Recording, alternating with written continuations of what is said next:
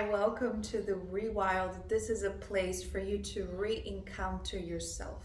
Re-encounter what you feel like you've been looking for all along in relationships, in your work, in your relationship to your kids, to your family members. Maybe this is all inside of you, and this is the place where you drop this quest and when you start to reconnect with who you truly, fully are. Today, we're going to talk about how to get over a breakup, how to navigate through a breakup. And I want to start by saying something, and I'm going to hold your hand whilst I'm saying it. I want to say that this may seem like it's the worst moment of your life. This may seem like it's the end. This may seem like you'll never recover. But this moment right now is one of the most important moments in your life. I want to invite you to look at this not as if you're crumbling down because because life hates you, or because you will never have your dream relationship, or because you were meant to feel and to live love. No, this is, as I like to tell my mentorees, an initiation. You're being initiated in the most truest, potent version of you. This relationship, whatever it was happening in your life, whatever it was holding in your story, does not serve you anymore, and it doesn't feel like it, but it is a blessing. And when this turmoil that you're going through is over, you're going to be able to see with clear eyes what I'm talking about, what I am telling you right now. If you don't know me, my name is Barbara Eleudorio. I am an artist and a therapist from Brazil. I've been mentoring women back into themselves, back into their wild nature since 2020.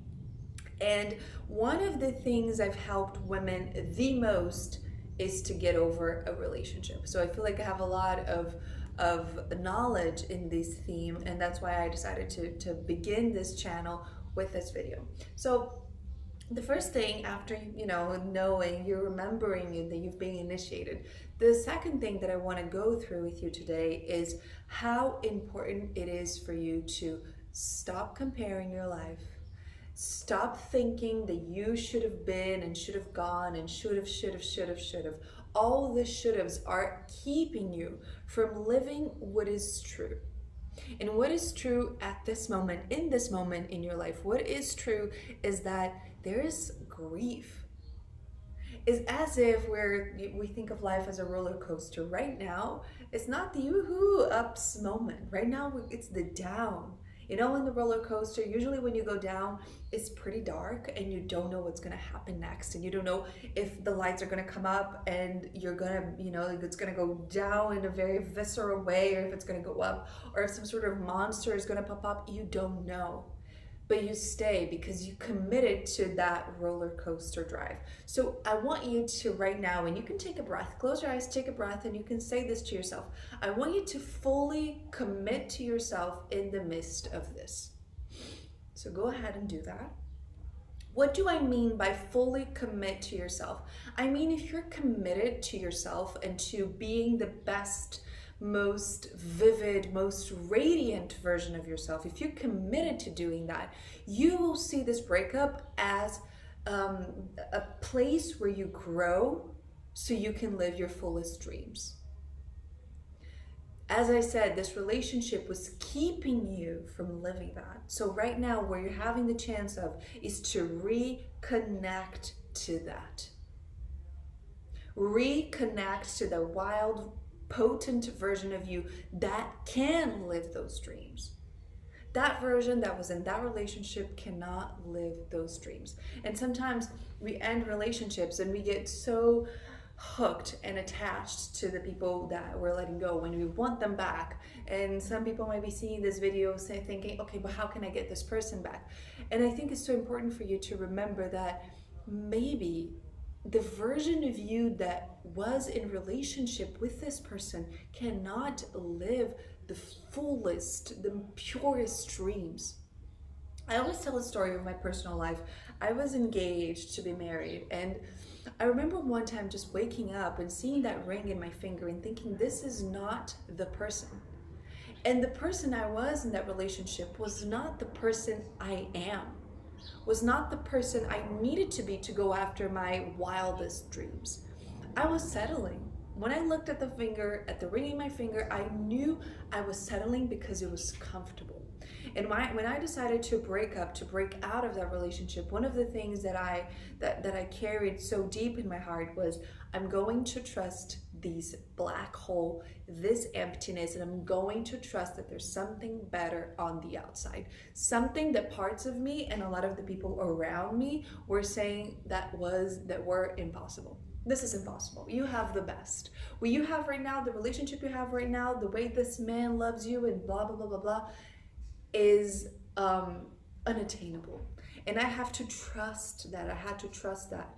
And it was so amazing after, the black hole passed, the people that came into my life, the people came and they were proving that I was right, that my wild heart was right.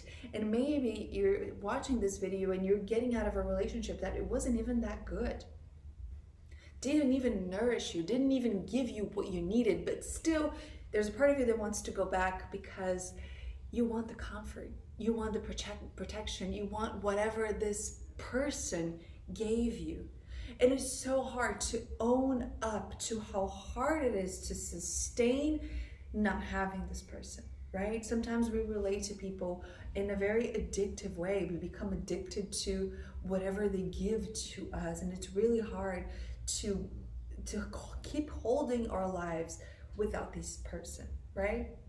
So instead of you going back, instead of you making movements to try to get this person back, to try to get their attention back, what if you started to get really interested in what inside of you actually wants them?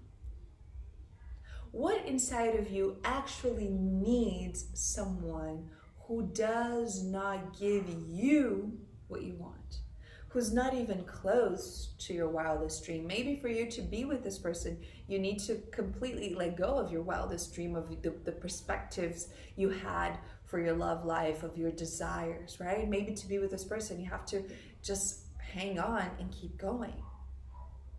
So what inside of you links you to that person?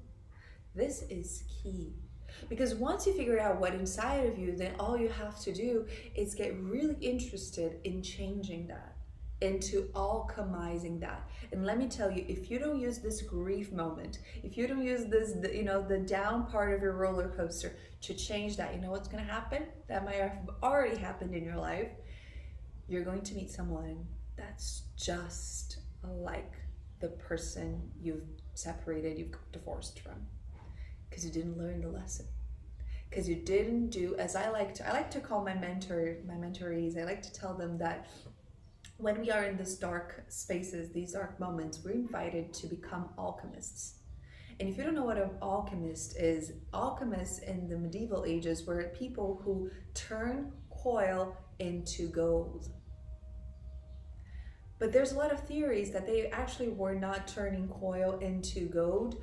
They use that as an excuse so they can work on themselves. Because in the medieval ages, self-knowledge and self-work that was outside of the Christian church, right, of the Catholic Church, was not accepted.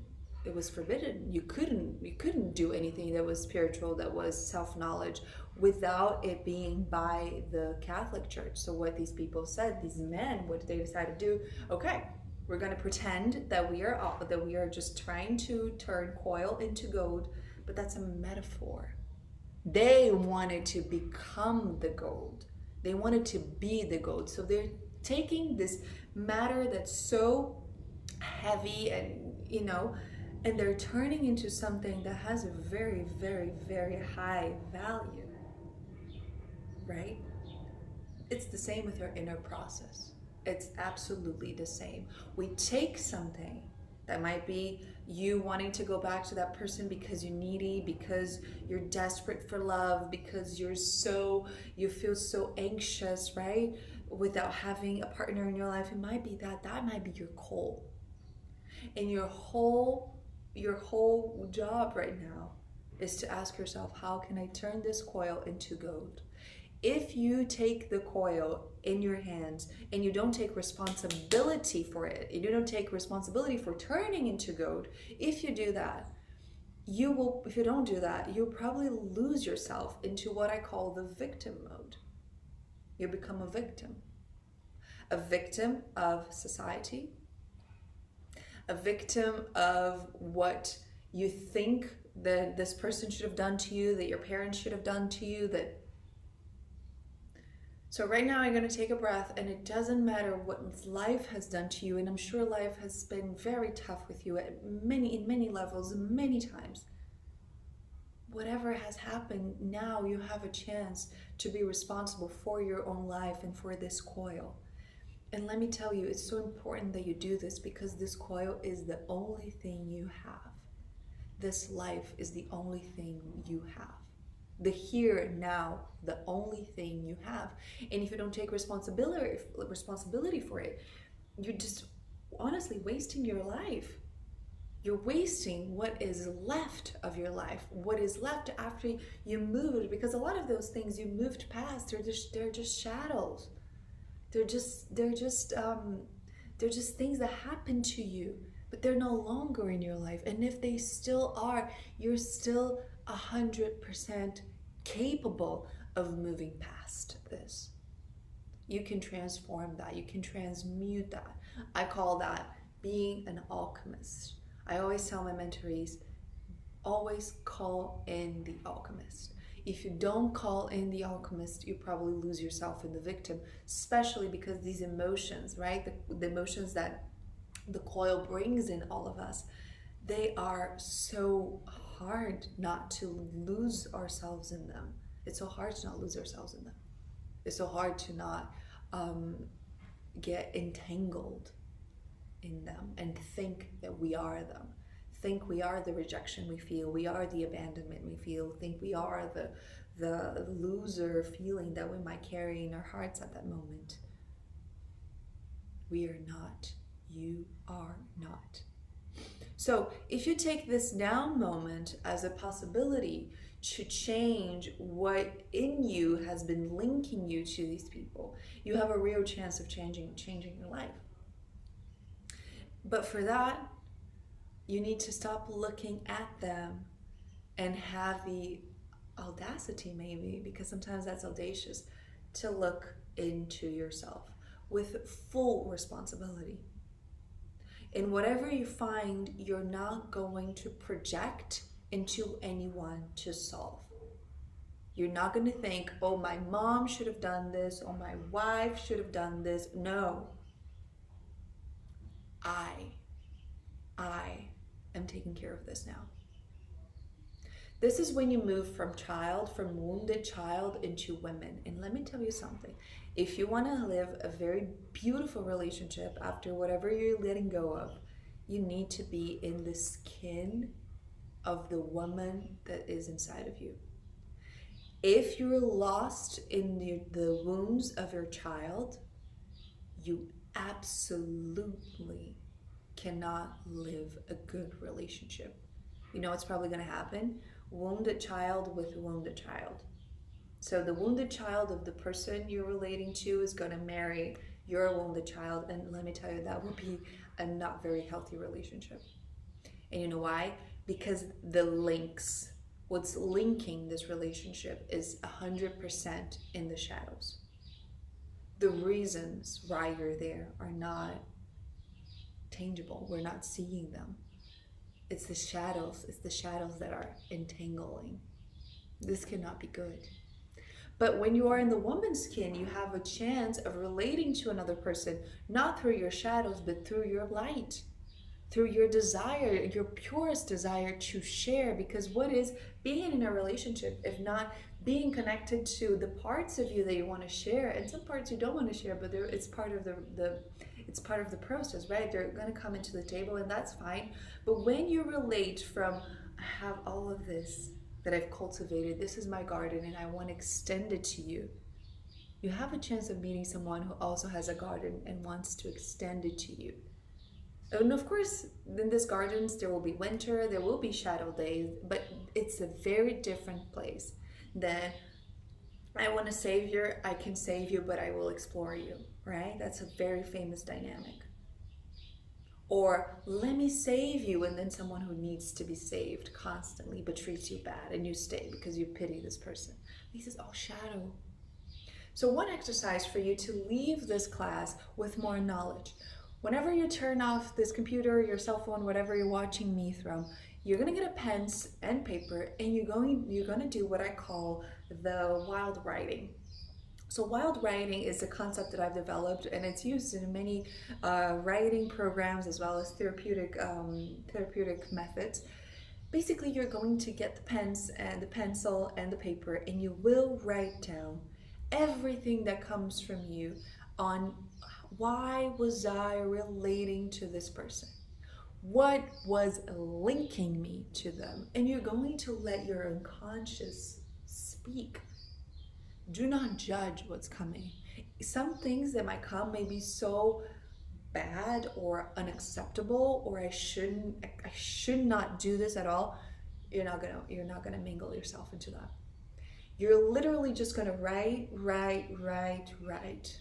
Let it out. And then you're going to read it, and you're gonna take a deep breath as you're reading, and you're just gonna stay with this. The way I teach the women I work with is that when you decide to be an alchemist, one of the principles that you understand is that things can change if you let it be, if you're present with it. Of course, you have to do movements to it, but sometimes you let it be. So right now, after this digging that you're about to do when you write, you're gonna let it sit. You're gonna let it be. And then tomorrow you may take a walk and think a little bit about it. And maybe the day after you're gonna bring that to your therapy, or you're gonna think about starting a therapeutic process. Let it sit and see what comes to you. See what your body brings to you as information, right? Well, thank you so much for staying here with me in this video. If this video resonated with you, with your process, please leave a like. And if you have anything that you'd like to share, leave it in the comments. I'd love to read your comments. And if you feel like sharing it to someone, if you feel like the messages here are worth spreading, please send it to whomever you feel like might get something good out of this video, get some change. And if this video touched something even deeper inside of you, and you'd like to get some deeper guidance from me, you'd like to have me helping you in your own process, I'm going to open the 101 mentorship with me in January next year. I'm going to open a few spots. So if that's something that resonates with you, that you're interested, just leave your name here in the list of interest, and in 2026 we'll be reaching out to you. The spots go by interest, so if we do reach out to you, I recommend that you fetch your spot at the time so you don't lose the chance of working with me. This year, 2026, I'm going to open very few spots because my main goal is to work more with groups. Okay? Thank you so much, and hope to see you again.